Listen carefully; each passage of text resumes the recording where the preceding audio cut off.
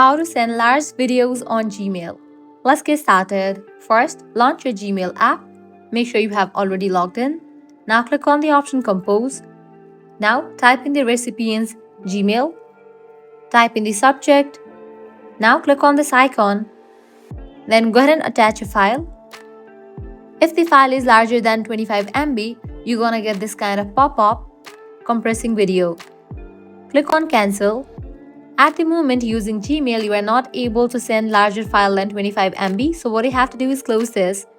You will need to download this app, Drive. You can get this app easy from the App Store or Play Store. Once you download this app, launch it. Now log in with the Gmail account.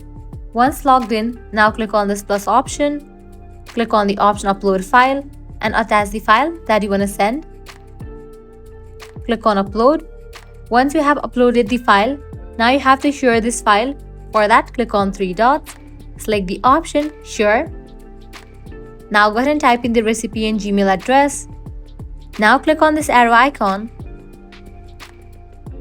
Click on Share. Now the receiver will be notified. The receiver can open the file and download the video.